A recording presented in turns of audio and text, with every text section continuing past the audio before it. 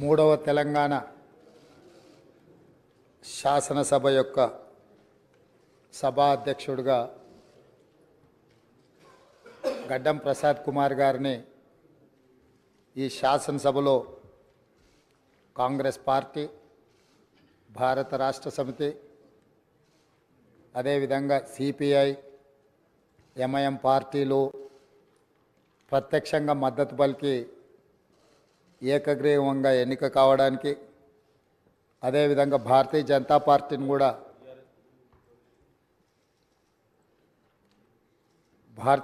పార్టీని కూడా సంప్రదించడం జరిగింది.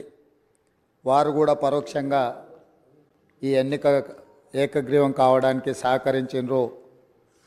సభాపక్ష నాయకుడిగా మా సభ్యులకు, భారత రాష్ట్ర సమితి అధ్యక్షుడు మరియు శాసనసభ్యులకు, ఎంఐఎం అసదుద్దీన్ ఓవైసీ గారికి, అక్బరుద్దీన్ ఓవైసీ గారికి, సిపిఐ పార్టీ నాయకులకు అందరికీ, ఆ పార్టీ అధ్యక్షులకు, శాసనసభ్యులందరికీ కూడా ఈ సభాపక్షాన మనస్ఫూర్తిగా వారికి ధన్యవాదాలు తెలియజేస్తున్నాను. ఈ సభ ఒక మంచి సాంప్రదాయానికి మొదటి రోజే మనమందరము ఒక మంచి సాంప్రదాయాన్ని ముందుకు తీసుకెళ్ళడానికి అందరూ సహకరించడం, ఈ సాంప్రదాయం భవిష్యత్తులో కూడా కొనసాగాలి. ఈ మంచి సాంప్రదాయము సభ సమన్వయంతో, అందరి సహకారంతో ఈ సమావేశాలను మనం నిర్వహించుకుంటే తెలంగాణ ప్రజల యొక్క ఆకాంక్షను, తెలంగాణ ప్రజల యొక్క ఆలోచనను ఈ సభ ద్వారా పరిష్కరించడానికి అవకాశం ఉంటుంది. అదేవిధంగా గడ్డం ప్రసాద్ కుమార్ గారు నా సొంత జిల్లా, నేను ఎక్కడి నుంచి అయితే శాసనసభ్యుడిగా ప్రాతినిధ్యం వహిస్తున్నానో ఆ ప్రాంతం వాడు. వికారాబాద్కి చరిత్రలోనే గొప్ప పేరుంది. నిజాం సర్కారు ఉన్నప్పుడు చాలా రుగ్మతులు ఉన్న వాళ్ళకి వైద్య సహాయం అందాల్సిన వివిధ రకాల ఇబ్బందులు ఉన్న వాళ్ళందరినీ కూడా వికారాబాద్ గుట్ట మీద వైద్యం చేస్తే అందరికీ ఆ రుగ్మతలు తగ్గి సమస్యలు పరిష్కారం అవుతాయని తెలుసు. ఇప్పటికి కూడా అక్కడి వాతావరణం, అక్కడి గాలి, అక్కడి నేల ఒక మంచి వైద్యానికి ఉపయోగపడే ప్రాంతం. ఆ ప్రాంతం నుంచి వచ్చిన గడ్డం ప్రసాద్ కుమార్ గారు మన 3వ శాసనసభకు స్పీకర్గా ఎన్నిక కావడం ద్వారా సమాజంలో ఉన్న ఎన్నో రుగ్మతలను, సమస్యల్ని ఈ సభలో వారి నాయకత్వాన చర్చ జరిగి పరిష్కారం అవుతుందని చెప్పి నేను స్పష్టంగా భావిస్తున్నాను, ఆశిస్తున్నాను. అదేవిధంగా వారు అతి సామాన్యమైన కుటుంబం. వెనుకబడి చిన్న వయసులోనే తండ్రిని కోల్పోయి కుటుంబ బాధ్యతను తీసుకొని 8 మంది సోదరీమణుల మధ్యలో ఒక్కడుగా చిన్న వయసులోనే కుటుంబ బాధ్యతను భుజాల మీద వేసుకొని 8 మంది ఆడపడుచులను సమన్వయం చేసుకుంటూ సమాజంలో కుటుంబం యొక్క గౌరవాన్ని నిలబెడుతూ ఏ లోటు రాకుండా సోదరీమణులందరినీ కూడా ఈ రోజుకు, ఆ రోజు నుంచి ఈ రోజు వరకు సమన్వయంతో ముందుకు తీసుకెళ్తున్నాడు. అంటే ఉమ్మడి కుటుంబం ఎలా ఉండాలి, ఉమ్మడి కుటుంబంలో కుటుంబ సభ్యులకు ఉండే సమస్యల్ని వాళ్ళు అడగకముందే గుర్తించి పరిష్కరించడం తెలిసింది అని అంటే ఈ శాసనసభ కూడా స్పీకర్ గారి కుటుంబం. మనందరం కూడా వారి కుటుంబంలో సభ్యులం. అది ప్రతిపక్షము, పాలకపక్షము, విపక్షము అనే విభేదాలు లేకుండా సభ్యులు అంటే ఈ సభ యొక్క సభ్యులు. ఆ సభ్యులు లేవనెత్తే అంశాలను, వారు లేవనెత్తిన అంశాలలో ఉన్న లోతును దృష్టిలో పెట్టుకొని తప్పకుండా స్పీకర్ గారు ఆ సమస్యలకు పరిష్కారం చూపిస్తారు. ఒక కుటుంబాన్ని, ఉమ్మడి కుటుంబాన్ని నడిపించడం, సమన్వయం చేయడం, సమాజంలో ఆ కుటుంబం యొక్క గౌరవాన్ని నిలబెట్టడం తెలిసిన వ్యక్తులు ఈ సభకు సభాధ్యక్షుడు అయిందంటే మన అందరి యొక్క హక్కులను తప్పకుండా వారు కాపాడతారు.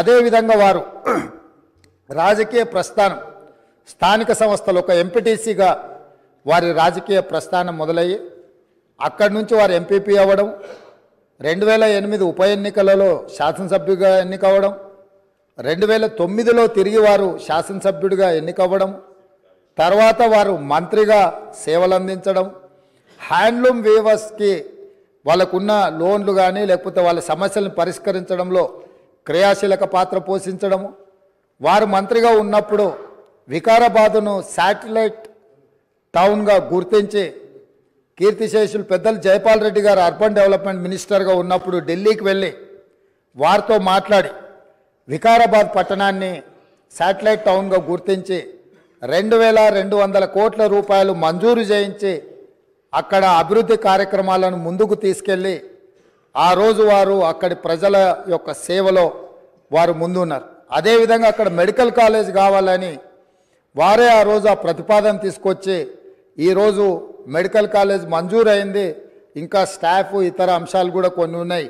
వారే అక్కడి నుంచి ఆదేశాలు ఇచ్చి తప్పకుండా ఆ సమస్యను పరిష్కరించడమే కాకుండా అప్పా జంక్షన్ నుంచి వికారాబాద్ మన్నగూడ చౌరస్తా వరకు రోడ్ వైడనింగ్ విషయంలో కానీ వీట్లల్లో కూడా వారు ప్రత్యేకమైన చొరవ చూపించి ప్రాంతం యొక్క అభివృద్ధిని వారు ఎప్పుడూ మర్చిపోకుండా వారు ఎన్నికలలో గెలిచిన ఒకవేళ ఫలితాలు వారికి అనుకూలంగా రాకపోయినా వారెప్పుడు కూడా ప్రజలకు దూరంగా ఉండలేదు. కాబట్టి ఈరోజు గడ్డం ప్రసాద్ కుమార్ గారు లాంటి వ్యక్తులు సునిశ్చిత దృష్టితో, సమస్యల అవగాహనతో, సభ్యుల సమన్వయంతో ఈ శాసనసభను వారి నాయకత్వంలో మనందరం ఒక ఆదర్శవంతమైన శాసనసభగా నడిపించడానికి వారి పూర్తిగా మన అందరికీ దశ దిశ నిర్దేశిస్తారు. వారిని మనస్ఫూర్తిగా ఎంపీటీసీ నుంచి శాసనసభాపతిగా ఈరోజు బాధ్యతలు నిర్వహించే వరకు వారి యొక్క రాజకీయ ఎదుగుదల కావచ్చు, ప్రజా సమస్యల పరిష్కారంలో కావచ్చు, వారి యొక్క కృషిని అభినందిస్తూ నేను ఏ ప్రాంతం నుంచి అయితే శాసనసభ్యుడిగా ఎన్నికైనానో మా ప్రాంతానికి సంబంధించిన శాసనసభ్యులే, ఆ ప్రాంత నివాసే వికారాబాద్ జిల్లా ఒకప్పుడు డాక్టర్ మర్రి చెన్నారెడ్డి గారు ఆ ప్రాంతం నుంచి వచ్చి దేశ రాజకీయాలలోనే అత్యంత క్రియాశీలక పాత్ర పోషించారు. ఆ ప్రాంతం నుంచి వచ్చిన గడ్డం ప్రసాద్ కుమార్ గారు ఈ సభ అధ్యక్షుడిగా ఎన్నికవ్వడం, ఈ ఎన్నికవ్వడానికి సహకరించిన మిత్రపక్షాలన్నిటినీ ప్రతిపక్షాలన్నిటిని కూడా మరొకసారి అభినందిస్తూ మనస్ఫూర్తిగా వారికి అభినందనలు తెలియజేస్తూ ఈ సభలో సభ్యుల యొక్క అందరి హక్కులను వారు కాపాడతారనే నమ్మకంతో వారి అభినందిస్తున్నాను. వారి నాయకత్వంలో మేమందరం కూడా రాష్ట్రానికి మేలు జరిగే విధంగా కార్యక్రమాలు తీసుకుంటామని తెలియజేస్తూ సెలవు తీసుకుంటున్నాను.